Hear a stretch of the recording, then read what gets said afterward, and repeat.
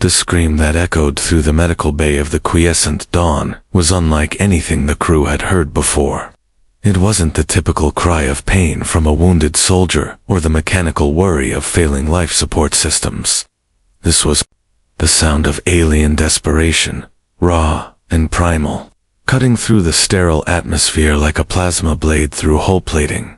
Commander Vextero of the Hegemony Medical Corps stared at the writhing form strapped to the biotable, her 6 arms moving in practiced choreography as she directed her team. The patient, a Kethmoran scout named Rilkaveth, had been brought in 3 cycles ago with what should have been a simple laceration across his thoracic cavity.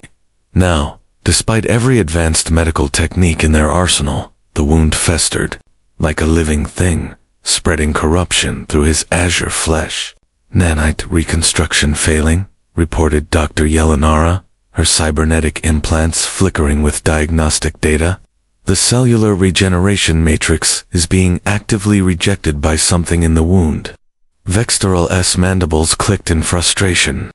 She had overseen the healing of countless species across 17 star systems. Her medical bay housed the most sophisticated healing technology the galaxy had to offer: quantum tissue rebuilders, biosynthetic organ printers, and neural pathway reconstructors that could resurrect the recently deceased. Yet this simple wound defied every intervention. "What's the pathogen analysis?" she demanded, her primary arms never ceasing their delicate work with the molecular sutures. "That's the anomaly." Commander Yelenara's voice carried a tremor of uncertainty. "There is no pathogen, no bacterial infection, no viral contamination, no parasitic invasion. The wound is clean, but it's behaving as if something is actively preventing cellular repair."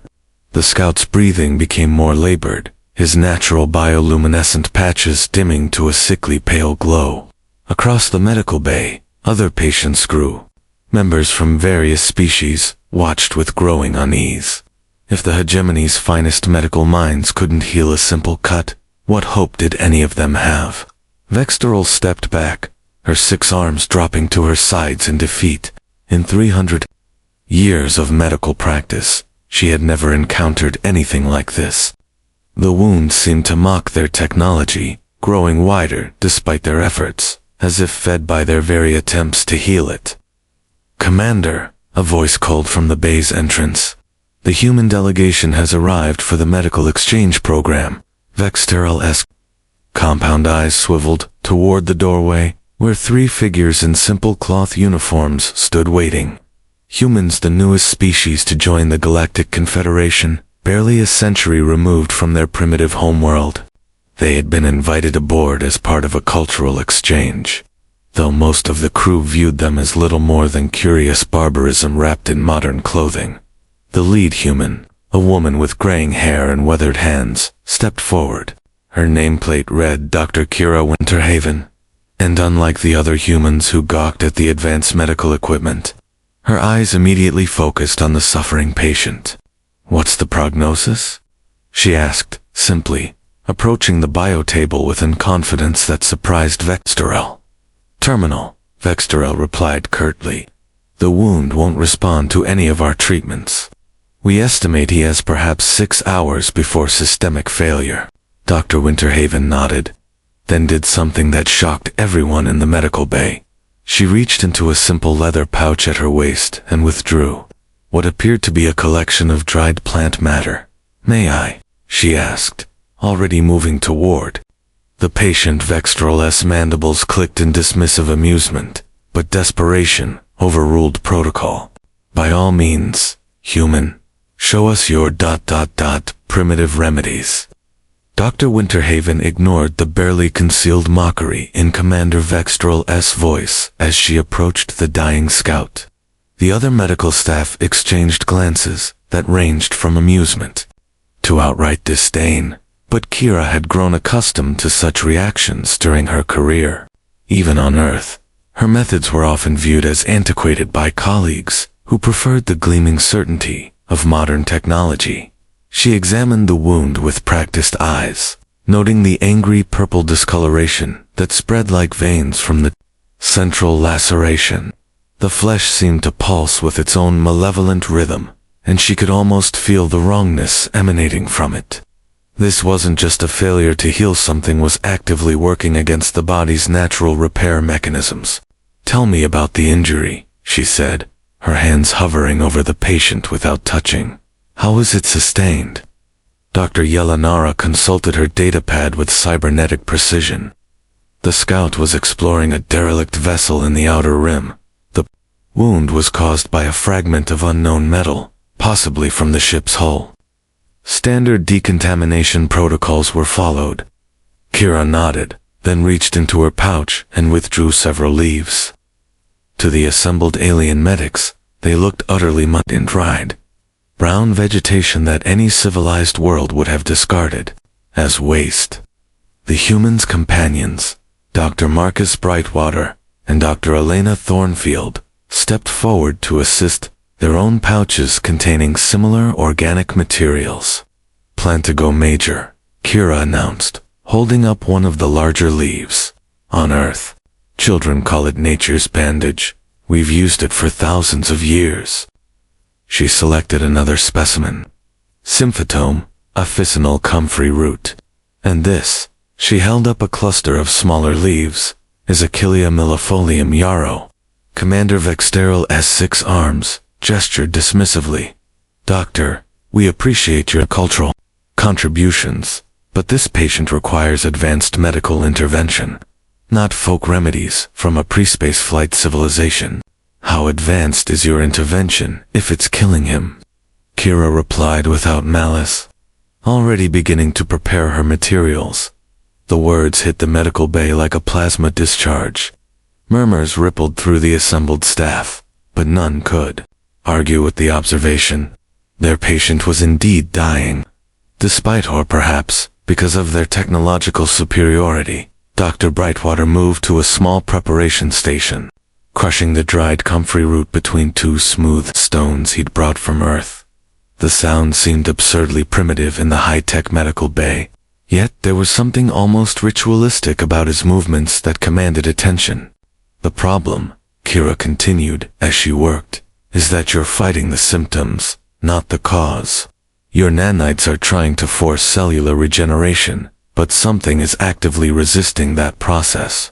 Instead of overwhelming the resistance, we need to remove it." She began creating what looked like a simple poultice, mixing the crushed herbs with water from her personal supply, water from Earth, carried in a simple ceramic container that looked ancient compared to the gleaming medical equipment surrounding them. Dr. Thornfield consulted a handwritten journal, its pages yellowed with age. "The metal fragment," she said, looking up at the alien medical team. "Do you still have it?" Yelanara produced a sealed containment unit, within which a small, dark shard gleamed with an oily iridescence.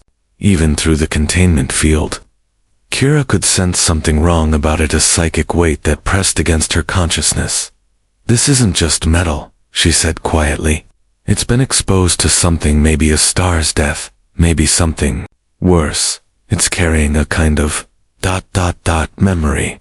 A memory of entropy." The alien medical staff exchanged uncertain glances. Their science dealt with measurable phenomena, quantifiable data, predictable outcomes. The human's words sounded almost mystical, but the confidence in her voice was unmistakable. Kira approached the patient with her simple poultice, the mixture of herbs and earth water dark against her weathered palms. "Sometimes," she said to the assembled medical team, "the oldest solutions are the most elegant. Your technology is trying to force healing through complexity. Nature heals through simplicity." As she placed the poultice directly onto the festering wound, the entire medical bay fell silent. The patient's bioluminescent patches flickered, then began to pulse with a steadier rhythm. For the first time in 3 cycles, Rilkoveth's breathing seemed to ease. Commander Vexteril stepped closer, her compound eyes fixed on the primitive treatment. "What exactly are you doing, human?" Kira smiled, her hands gentle as she secured the poultice with strips of clean cloth. "I'm reminding his body how to remember what it means to be alive. The change was immediate and undeniable. Within minutes of the poultice's application, the angry purple discoloration began to recede from around Rilkovith's wound. The fevered pulsing that had fought against every advanced treatment seemed to calm, as if whatever malevolent force had been driving the corruption was being systematically neutralized. Commander Vextorel, S6 arms moved frantically over her diagnostic equipment, trying to understand what she was witnessing. "The cellular degradation has stopped," she announced, her voice carrying a mix of wonder and disbelief. "Inflammation markers are dropping rapidly. How is this possible?" Dr. Winterhaven remained focused on her patient, checking the poultice and monitoring Rilkoveth's breathing. The yarrow is a natural antimicrobial and anti-inflammatory. The plantain draws out toxins and promotes cellular repair, but the comfrey... She paused, her weathered hands gentle as they adjusted the bandaging. "Comfrey has something your technology doesn't understand. We call it Alanto, and it accelerates cell division and tissue regeneration in a way that works with the body's natural processes, not against them." Dr. Yelenara's cybernetic implants flickered as she processed thousands of molecular scans per second. "The readings don't make sense, Commander. The human's treatment appears to be communicating with the patient's cellular structure at a quantum level. But that should be impossible with such primitive materials." "Perhaps," interjected Dr. Brightwater as he prepared additional herbs at his makeshift station. "The problem is that you're thinking of this as primitive. These plants have been evolving chemical responses to injury and disease for millions of years. They've developed molecular solutions that your artificial systems are trying to replicate, but they're missing the subtlety." The scout's bioluminescent patches began to brighten, shifting from the sickly pale glow to a healthier azure radiance. His breathing deepened, and for the first time since his arrival, he seemed to be resting rather than fighting for survival. Across the medical bay, other patients' crew members from various species, who had been watching the proceedings with growing interest, began to murmur among themselves. Several had minor injuries that had been healing slowly, despite the advanced treatments available. They watched the human doctors with newfound curiosity. Dr. Thornfield consulted her ancient journal again, her finger tracing lines of handwritten text. "Commander Vextorel, may I ask about your other patients? Are there others experiencing unusually slow healing rates?" The commander's mandibles clicked thoughtfully. "Actually, yes. Since we began operating in the Outer Rim sectors, we've noticed a general decrease in treatment efficacy. Nothing as dramatic as Scout Rilkoveth's case, but... Concerning Kira looked up from her patient, meeting the alien commander's compound gaze. "The fragment that wounded the scout, it came from a derelict ship, you said. How long has that wreckage been drifting in space?" Yelenara consulted her records. Initial dating suggests approximately 15,000 standard years. The vessel appears to be of unknown origin, possibly predating most known civilizations. "And you've been exploring multiple sites like this?" "The Outer Rim expedition has catalogued 47 derelict vessels over the past 6 months, Vextorel confirmed. "It's the largest archaeological discovery in recent history." Dr. Bright and Dr. Thornfield exchanged meaningful glances. Alina opened her journal to a different section, revealing pages filled with botanical diagrams and chemical formulas written in multiple human languages. "There's something you need to understand about Earth," Kira said, never taking her attention away from monitoring Rilkoveth's progress. "Our planet has survived multiple extinction events, ice ages, asteroid impacts, volcanic apocalypses, disasters that should have sterilized all life. But life found a way, again and again." She gestured to the herbs drying at Brightwater Station. "These plants aren't just medicines. They're survival strategies refined over millions of years of catastrophe. They've developed chemical responses, not just to injury and disease, but to... wrongness itself.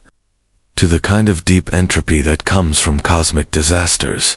The medical bay fell silent except for the steady hum of life support systems and the gentle whisper of Rilkeveth's improved breathing. "You're suggesting," Commander Vextorel said slowly, "that your primitive plant matter is somehow better equipped to handle ancient contamination than our advanced medical technology."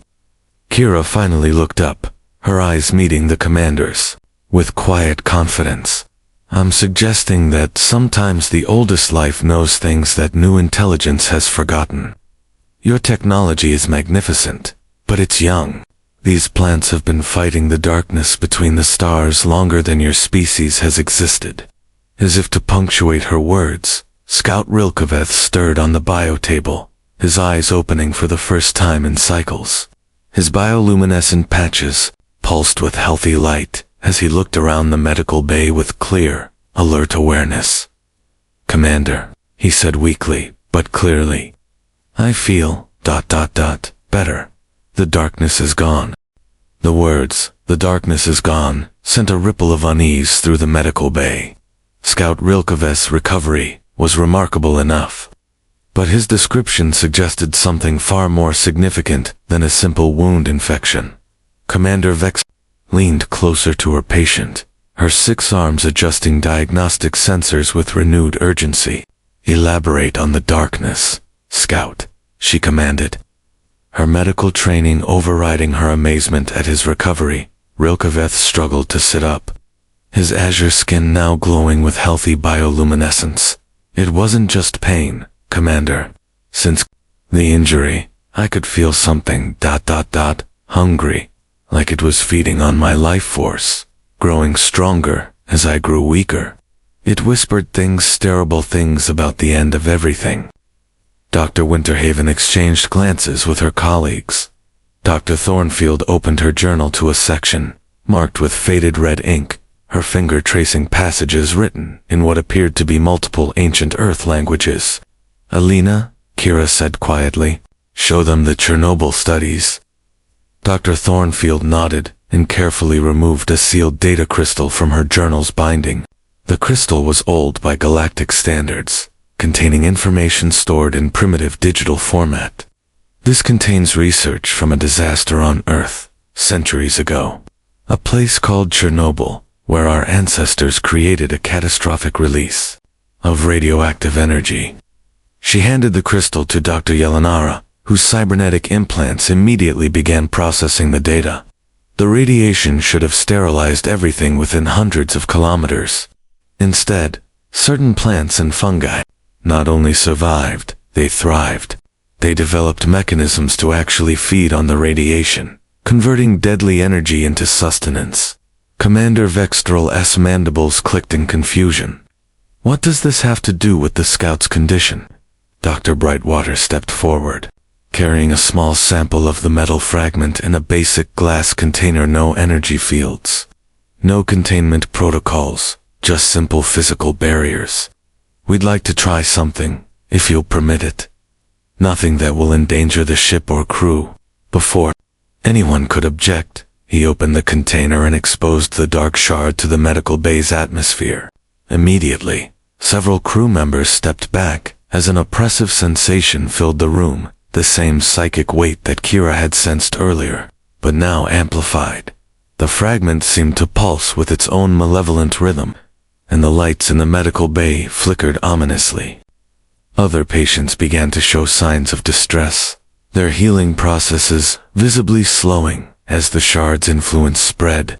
"Close it immediately," Vextorel commanded, but Dr. Brightwater was already moving with practiced precision. He withdrew a small sprig of what looked like ordinary moss from his pouch. "Grimia longirostris, hardy moss that grew in Earth's most contaminated zones." As he brought it close to the fragment, the oppressive sensation began to diminish. The moss seemed to absorb the darkness radiating from the ancient metal, its simple cellular structure somehow processing energies that confounded the most advanced technology. "Remarkable," whispered Dr. Yelenara, her implants recording every detail. "The organic matter is actually neutralizing the quantum field disturbance emanating from the fragment." Dr. Thornfield consulted her journal again. Earth life has survived in environments that would kill most galactic species instantly. Deep ocean volcanic vents, radioactive wastelands, the vacuum of space attached to meteors. Our biosphere developed under constant threat, not just from local disasters, but from cosmic ones. She turned to a page filled with astronomical data and biological diagrams. Every few million years, something tries to sterilize our planet. Gamma-ray bursts, asteroid impacts, supernova close enough to strip our atmosphere. But life always finds a way to not just survive, but to incorporate the threat into its own survival strategy. Scout Rilkeveth, now sitting upright and alert, nodded vigorously. That's exactly what I felt like something was trying to unmake me at a fundamental level. Not just kill me, but erase the very concept of my existence. Kira carefully removed the poultice from his wound, revealing healthy tissue where festering corruption had been only hours before. The healing was complete, leaving only a faint scar that seemed to shimmer with the same healthy bioluminescence as the rest of his skin. "The derelict ships you've been exploring," she said to Commander Vextorel, "they're not just archaeological sites. They're tombs vessels that encountered something hostile to life itself. The fragments carry that hostility like a virus, spreading entropy wherever they go."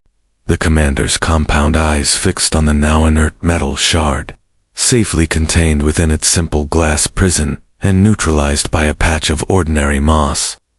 "You're suggesting that these ancient wrecks are contaminated with some form of existential threat?" "More than that," Dr. Brightwater replied, carefully sealing the container. "We think they're weapons, not designed to destroy matter or energy, but to attack the very concept of existence. The ultimate entropy weapon 1, that turns a target's own life force against itself." The implications hung heavy in the sterile air of the medical bay. If the human doctors were correct, then the hegemony's greatest archaeological discovery was actually an ancient minefield, scattered with weapons designed to unmake life at its most fundamental level.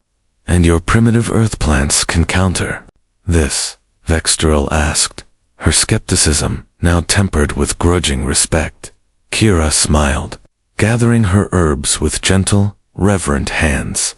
"Not primitive, Commander, experienced. They've been fighting this war longer than any of us realized." Within hours of Scout Rilkevith's miraculous recovery, emergency signals began flooding the quiescent Dawn's communications array.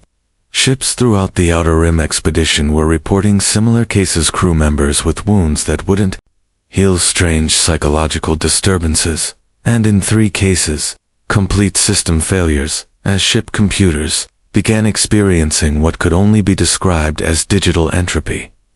Commander Vextero stood in the ship's command center, her 6 arms managing multiple data streams simultaneously while the human medical team worked frantically in the bay below. The situation was evolving beyond a medical crisis into something that threatened the entire expedition. "Report from the Stellar Meridian," announced Communications Officer Zevlok, his scaled features tight with worry. "They've lost 7 crew members to what they're calling existence fade. The victims simply ... stopped. Not dead, not alive, just ... absent." Dr. Winterhaven's voice crackled through the comm system from the medical bay. "Commander, we need to speak with the expedition's archaeological team immediately, and we need samples from every derelict site you've explored." "That's over 40 different locations," Vextrel replied. "Some are days away at maximum warp." "Then we'd better start prioritizing," came Dr. Brightwater's voice, strained with urgency. "Because what we're seeing here suggests this contamination spreads exponentially. Every ship, every crew member, every piece of equipment that's been exposed becomes a vector." In the medical bay, the 3 human doctors had transformed their small section into what looked like an ancient apothecary. Herbs hung drying from improvised racks. Crude mortars and pestles ground plant matter into powders. and simple glass containers held mixtures that seemed to glow with their own inner light. Dr. Thornfield worked at a basic table, her ancient journal open, beside samples of artifacts from 17 different derelict ships. Each fragment was contained in simple glass, neutralized by carefully selected earth plants that seemed to have an innate understanding of the threat they faced. "The pattern is consistent," she announced as Vextrel entered the bay. "Every derelict site shows signs of the same entropy weapon. But there's something else. The distribution isn't random. These ships were fleeing something." She gestured to a hand-drawn map of the outer rim, marked with the locations of discovered wrecks. "Look at the trajectory patterns. They're all moving away from a central point, approximately 47 light-years from our current position." Scout Rilkoveth, now fully recovered and assisting with the analysis, pointed to the map with a steady hand. "That region is classified as a dead zone. No stars, no planets, no detectable energy signatures. We assumed it was just empty space." "Not empty," Dr. Winterhaven said grimly, carefully preparing another batch of her herbal remedy. "Waiting." A new alert tone sounded throughout the ship. Commander Vextrel's emergency communicator activated, projecting the holographic image of Admiral Cathmoran, the expedition's commanding officer. "Commander," the Admiral's voice was tight with barely controlled panic, "we're ordering immediate evacuation of all outer rim positions. The Vanguard Eternal has gone completely dark. No life signs, no power signatures, nothing. When we sent a probe, it returned, ... changed." "Changed how, Admiral?" The probe's AI began broadcasting entropy equations, mathematical formulas designed to unmake matter at the quantum level. "We had to destroy it before the information could spread to other systems." Dr. Brightwater looked up from his work, his face pale. "Admiral, with respect, evacuation won't help. The contamination is already spreading through your fleet. Every ship that's been to those sites, every crew member who's been exposed, you're carrying it with you." The holographic Admiral turned to focus on the human doctor. "Are you suggesting we abandon our entire expedition force?" "I'm suggesting," Kira interjected, stepping into the hologram's field of view, "that you let us help. Earth has fought this enemy before, though we never understood what we were fighting. Every extinction event, every cosmic disaster that should have ended life on our planet, we survived because our biosphere learned to incorporate entropy itself into the cycle of existence." She gestured to the transformed medical bay, where dozens of earth plants and their derivatives had been organized into what looked like an ancient alchemical laboratory. "We can't destroy this force. It's too fundamental, too deeply woven into the structure of reality. But we can teach it to become part of life, instead of its opposite." Admiral Cathmoran's image flickered as his ship's systems struggled with increasing entropy contamination. "How?" Dr. Thornfield opened her journal to its final section, revealing pages that seemed to shimmer with their own inner light.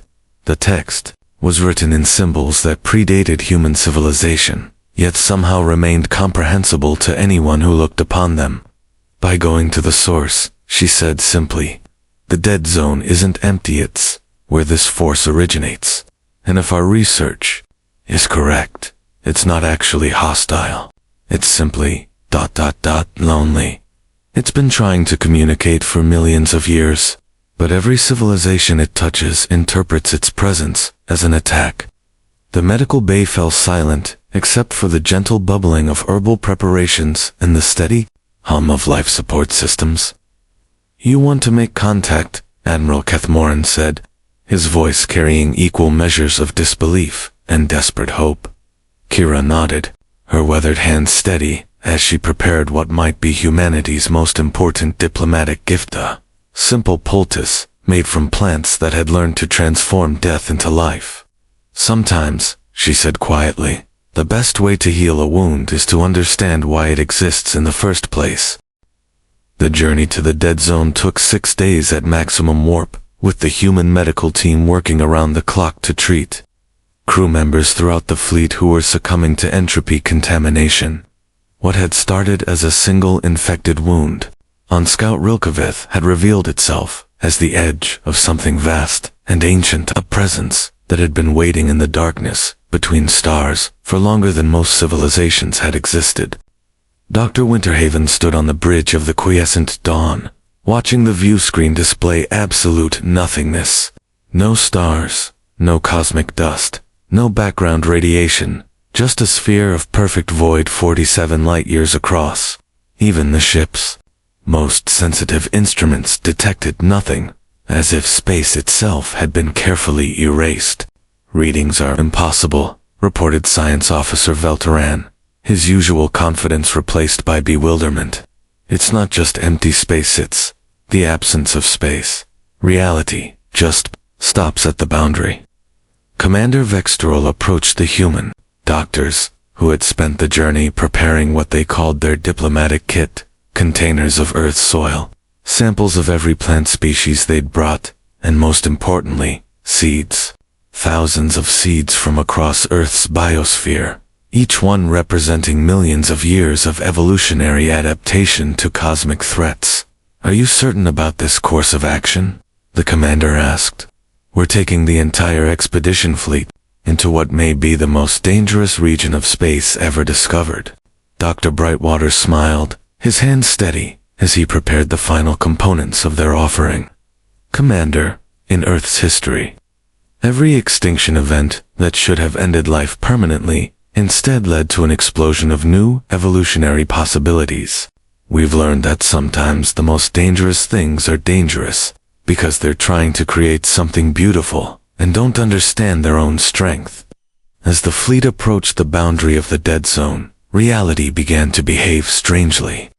Space seemed to fold in on itself, distances became meaningless, and crew members throughout the ships began experiencing what could only be described as existential vertigo, the sensation of their own consciousness questioning its right to exist. Dr. Thornfield consulted her ancient journal one final time, reading passages that seemed to shift and change even as she looked at them. "The entity isn't malevolent," she announced to the bridge crew. "It's trying to understand what life is, but its very presence is antithetical to existence as we know it. Every time it reaches out to touch life, it accidentally unmakes it. Like a child trying to pet a butterfly," Scout Rilkoveth observed, his recent experience with the entropy contamination giving him unique insight into the phenomenon. As they crossed the boundary, the ship's systems began to fluctuate wildly. Emergency lights flickered, artificial gravity wavered, and crew members throughout the fleet reported the same sensation. Rilkoveth had described the feeling of something vast and hungry, examining their very souls. But this time, the human doctors were ready. Dr. Winterhaven opened the first container of Earth's soil, letting it float freely in the ship's recycled atmosphere. The soil, rich with billions of microorganisms that had survived every catastrophe Earth had ever experienced, began to glow with a soft, warm light. The response was immediate. The entropy field that had been pressing against their consciousness suddenly paused. For the first time in eons, the ancient entity encountered something that didn't flee or fight its presence, but instead welcomed it with biological curiosity. "It's working," whispered Dr. Yelenara, her cybernetic implants struggling to process readings that defied conventional physics. "The organic matter is actually communicating with the field." Dr. Brightwater released the first handful of seeds into the strange space at the heart of the dead zone. Each seed carried within it the genetic memory of survival, adaptation, and growth in the face of cosmic adversity. As they dispersed, something extraordinary happened. The void began to bloom, where each seed drifted. Space itself seemed to remember what it meant to support life. Stars winked into existence, not harsh nuclear furnaces, but gentle luminescences that sang with harmonious frequencies. Planets formed around them, not from gravitational collapse, but from conscious intention. Their surfaces already rich with the potential for gardens. The ancient entity, revealed at last, was not a destroyer, but a gardener one, who had been trying for millions of years to create something beautiful, but had never understood the delicate balance required for life to flourish. It had encountered civilization after civilization, and in its enthusiasm to learn and create, had accidentally unmade everything it touched, until now. The Earth biosphere isn't just surviving the contact, Dr. Thornfield announced, tears streaming down her face as she watched the impossible garden taking shape around them. It's teaching the entity how to nurture life instead of consuming it. Throughout the fleet, crew members who had been dying from entropy contamination began to recover. But more than that, they began to evolve. Not physically, but consciously, their minds expanding to perceive dimensions of existence they had never imagined. Commander Vextero watched in wonder as the dead zone transformed into something that could only be described as a cosmic greenhouse, with new forms of life emerging that were neither purely organic nor purely energy-based, but something beautiful and unprecedented. "How is this possible?" she asked. Dr. Winterhaven smiled, watching as Earth's humble plants began to take root in soil made from crystallized starlight. Because sometimes the most primitive life forms know the most advanced secrets. Earth didn't just survive extinction, it learned to make extinction part of the cycle of creation. In the vast garden of space surrounding them, the ancient entity finally understood. It had been trying to communicate not with words or thoughts, but with the fundamental forces of creation and destruction. And now, for the first time, something had answered in the same language. The wound that had brought them all together, Scout Rilkeveth's seemingly simple injury, had been the universe's way of introducing them to its oldest gardener. And through the wisdom of simple earth plants, two completely different forms of existence had learned to grow together. The hegemony's medical logs would record this as the greatest breakthrough in xenobiology in galactic history. But Dr. Kira Winterhaven, kneeling in impossible soil to plant the first Earth daisies in a garden made of living space itself, knew it as something simpler and more profound. It was the moment when the universe finally learned how to heal.